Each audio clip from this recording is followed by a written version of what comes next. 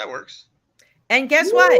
Just like that, we are live. Hello, world. This is Mary Alice Curran. I happen to be in Connecticut. That's where I'm located right now. And this is really exciting because we have partnered with Springbay Studios in Canada. And you're going to have an opportunity to meet Jane, who's really leading this initiative. But we have the opportunity to celebrate Earth Hour.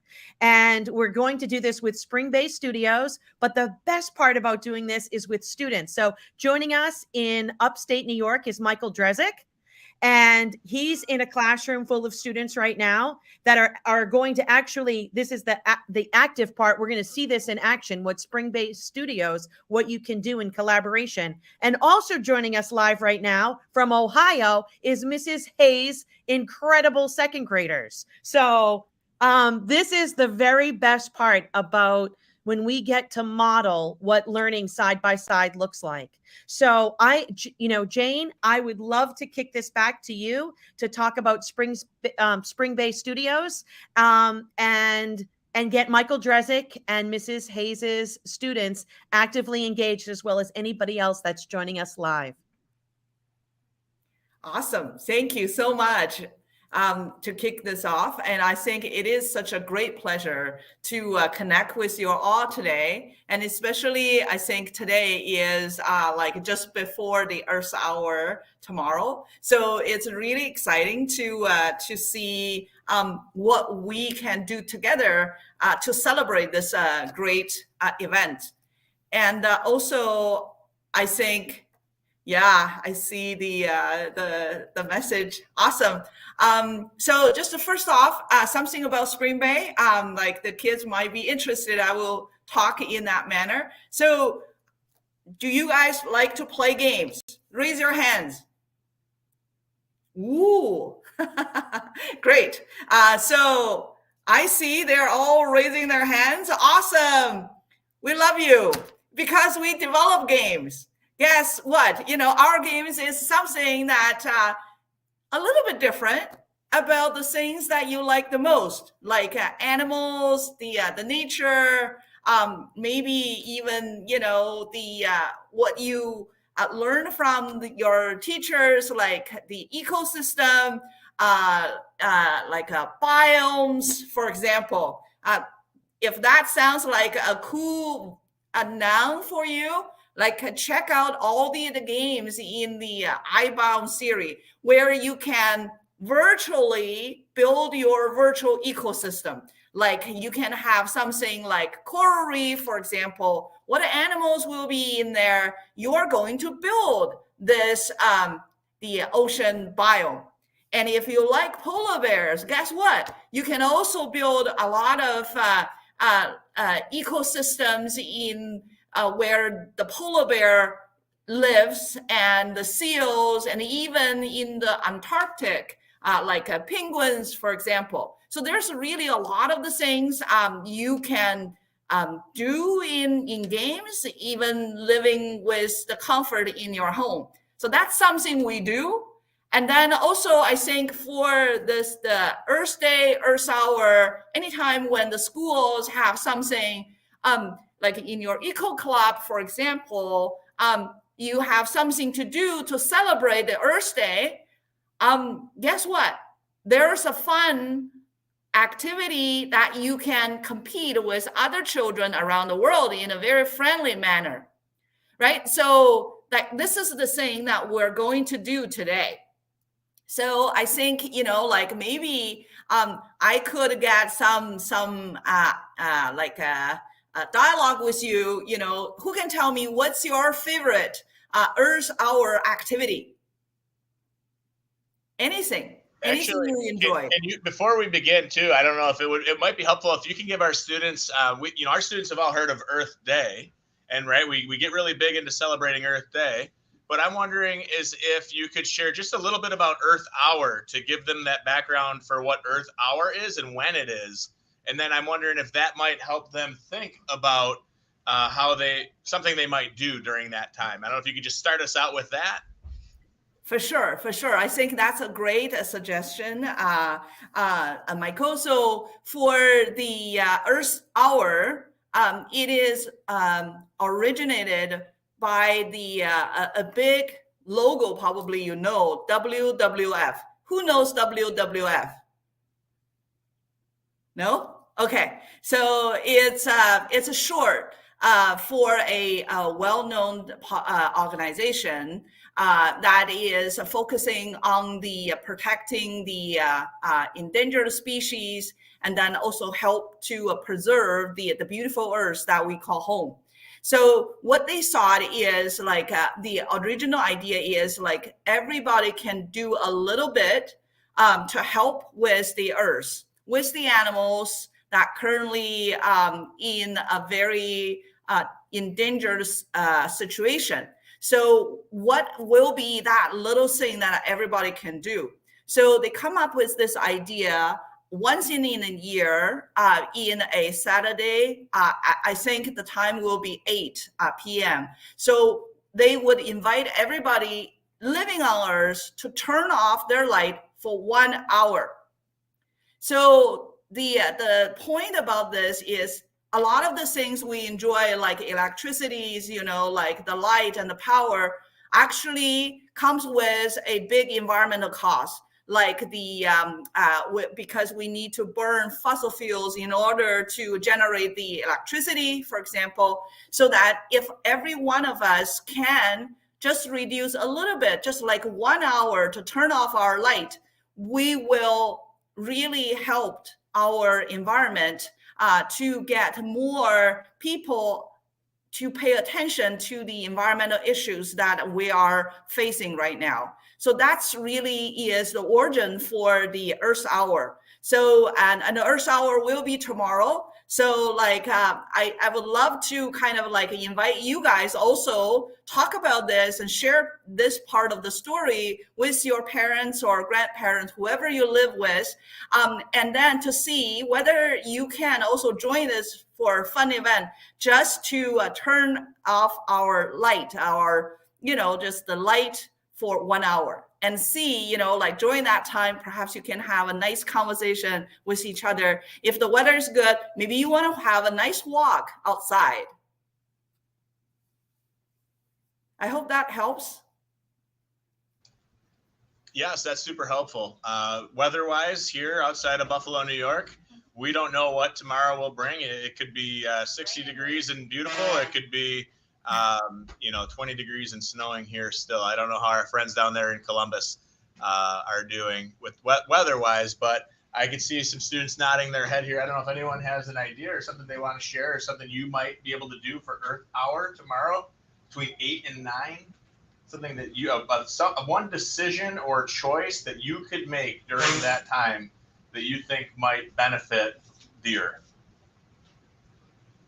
And I do have a few hands in there, and I see someone in the live chat saying committing to it. That's great. Yeah, what do you think? To turn off all our electronics and just talk for now. Turning off all the electronics. Wow. It's a tough one. Commitment. I have competition tomorrow, so we can turn off our hotel lights after the competition. We can talk about how it went and stuff. We've got someone traveling on the road for a competition, and we'll be in a hotel. She's and going to Columbus. Going to Columbus. How about that? Small world. And talk about like sharing this with her teammates and the other people. So creating a ripple effect of good to tell others on her team and families that might not know about Earth Hour tomorrow that they could maybe turn on the lights and have a little fun in the dark. So wonderful. Yeah. Sleep. Someone here, I don't know if you heard that one, sleep. He said, I'm just going to take a nap, sleep through the hour so that I have a low footprint. How smart. I love that.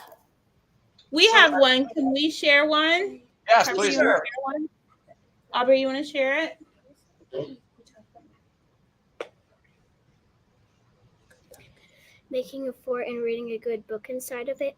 So turning off the lights for the hour, making a fort and just reading a good book. Awesome. Awesome. Thank you. You could use could you use a little book light, right? It's still less of a light to be able to read than having all the lights on. So, right, that would be that sounds fun. Yeah. Awesome. We see more hands. We're gonna let our friends over there in Mrs. Hayes' class answer a few since we just did. Sure.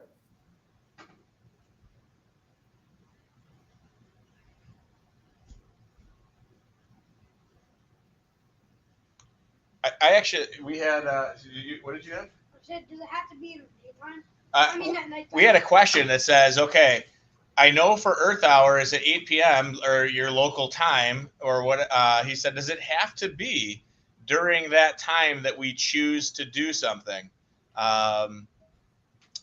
Could it be done during the daytime is what he asked. Got you. I think this is a so brilliant question. I think every time when you're thinking about this and planning for doing something for our home planet, it's fabulous. Really doesn't need to be on the Earth Hour. It's just, kind of like a new year. Think about it. You're excited, you're preparing, you enjoyed it. That's the main part. Right? It will be great if you can have some activity to do on that, New Year Day, on the Earth Hour. But really, you can do it anytime, and anytime is a great, help for the situation we're in. Thank you for the question.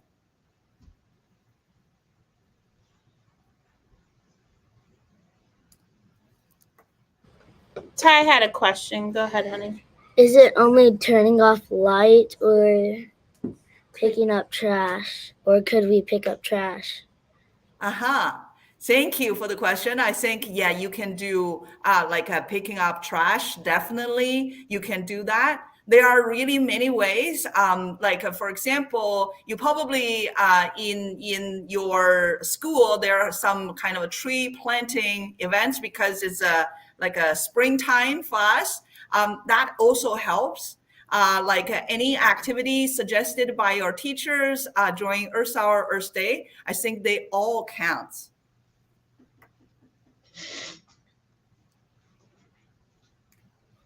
So I know I help with the technology, and that's why I'm here today with Mrs. Wonder's class.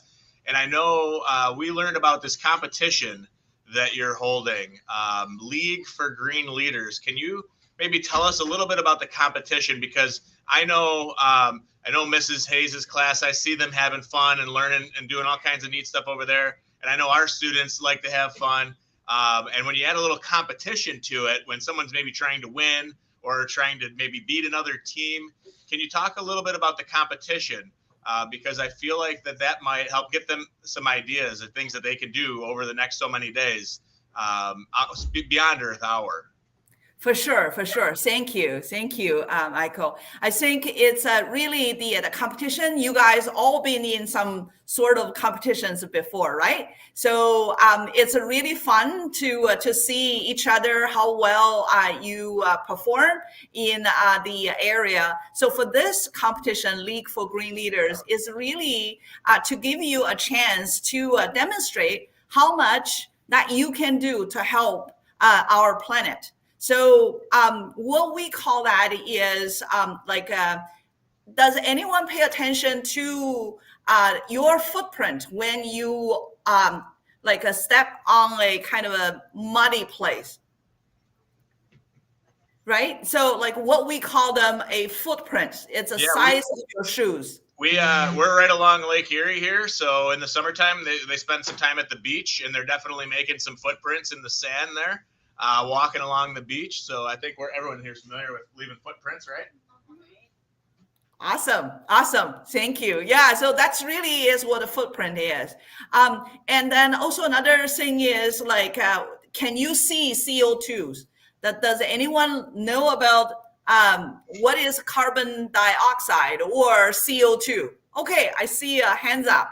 So someone knows that, right? And so imagine if we're saying you see your shoe size, then you know how big your foot is. But then later on, when you grow up, your foot size will also grow, right? This is the how we measure things. We see the to measure in the sizes, so that later on you can see whether increase or decrease, right? The Earth Hour and the everything about the our planet is that we have emit a lot of the carbon oxide and other greenhouse gases, which make the Earth become hotter and hotter, and that has a really a depthful impact. So for scientists, in order to measure, how much everyone emit those kind of greenhouse gases, we use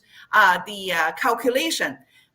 For the League for Green Leaders, you will be able to learn about, the decisions we make, like how did you go to school today, whether you pick up the trash or recycling things, what kind of food options you made. That's really related to the footprint we use to referring to the carbon, this carbon footprint. So in the league competition, you will measure how much you can save just based on your today's decision. Did I, take the school bus or public transit? Did I recycle something? If I did, how much will be the carbon that I can save? So that's really was the concept about this League for Green Leaders competition. So you are competing with the other children around the world about how much they can help with our environment. And then it sounds like, it's just a competition, but there are actually more learning activities you can do if your teachers or your parents allow you to interact with the program on a daily basis. Every day, the learning activity will be different. And guess what? You will be able to get points and badges. And with your points and badges, you can put yourself in, or your team in, a better position for the leaderboard. So that is the League for Green Leaders is all about. Excellent. Would it be okay if I shared my screen here just to show you what I see, what we see as a student inside of there, and maybe you could talk a little bit to that? And I think that might help our friends over there in Mrs. Hayes' class see what this might look like if they want to join the competition. For sure, for sure.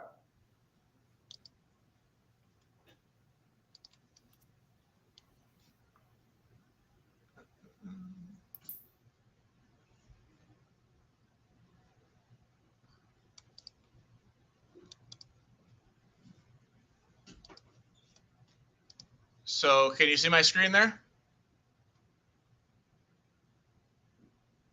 Can everybody see my screen? Yeah, I can.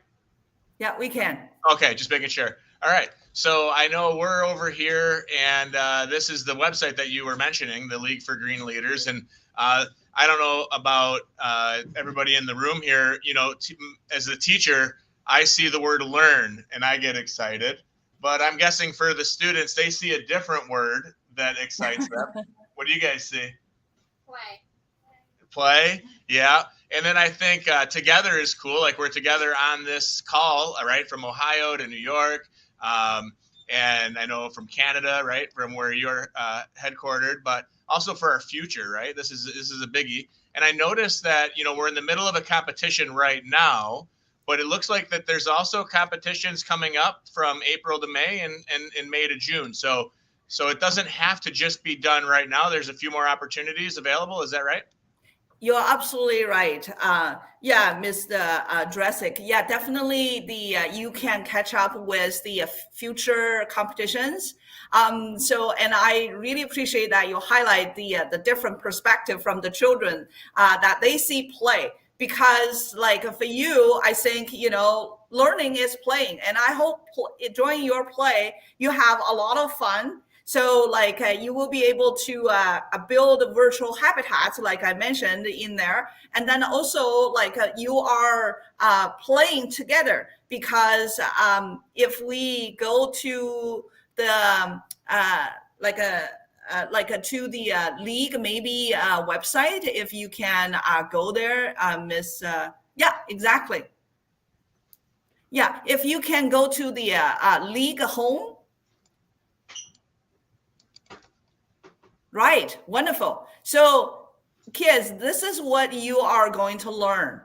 you are going to see you will be able to build, what you want our future to be. You want to build some cool the animations. For example, you want to build some cool neighborhood. You want to maybe build some a neighborhood that is green. These are the things that you can do during this competition. So it is a really it's a play things for you. And one thing I think I will invite you to do now is, right now you see we have saved, the children have saved 92 kilograms of CO2. But if you are doing something together, you actually can see how much, you can really save more just with, tracking your CO2s and see your decisions, how much is mattered with our planet Earth right now. I see some of our AJ Schmidt students here. The wonderful capybaras and the wonderful apples have already started to earn some points in this competition, which is fun. This is really cool. And so when they play, they'll just go to activity, and then they could click on the day, and this is where they could track their CO2, right? Exactly. And how big is big, where they're actually learning a little bit of math in here as well. Yeah, this is really, we're talking about carbon footprint. So like in the analogy previously made about your real footprint in the sand or in the mud, and this time we're measuring how big is your footprint in terms of the carbon that associated with our decisions. Excellent. And then I see there's a PDF here that talks them through how to calculate that. Right. All right, your carbon score. Interesting. Okay. Yeah, I just wanted people that are maybe tuning in to get a visual for what this looks like from the student side. And then tomorrow, this will turn to a different color with the GPS marker on it, and we can either activate this one, or if for some reason someone's absent or they miss a day of tracking, they could always go back a day, right? Go back one day. Exactly. You every day when you log in, you will see from the top you're on which day of this competition. So and then if you miss one day, no worries. We allow you to go back. That's why you see two kind of like a blue tiles on here. So if depends on how you interact with the game, you actually will be able to unlock how the tile looks like when you finish all the activity for that day. It will look completely different. So you can have your own game board per se. Excellent. And then for teachers, the teachers can see that through, is that right? Yeah, the teachers will be able to see that from their dashboard. Like if you go in, right, for example, you are on the different days, you want to go to maybe yesterday, like the day will be on the chart, so you will be able to do. And then teacher also have a very superpower. They will be able to play all the games in there, so you can just launch it, on your PC or laptop. And that is under game. Yeah, like and for teachers. If we wanted to play Changing Ice, for example, we could click play. Yeah, you just click on play, and automatically the game will start. And what the children will see is that if on that day they have the, say for day 6 for tomorrow, they have one game in there, they will be able to do exactly the same thing, click on a link and start playing. And you can play that at home as well, if your parents allow you to do so. Excellent.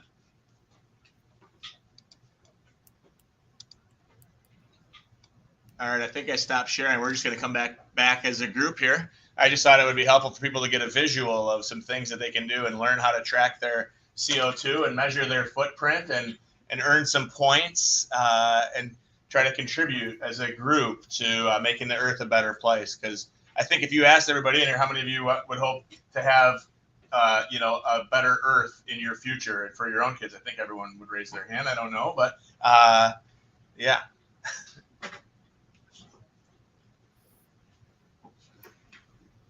Mute. I'm going to jump back in and say, now that I know that Mr. Drezik, you have your group already in teams. So is there something that like they can do like immediately right now, or that they're already doing immediately right now?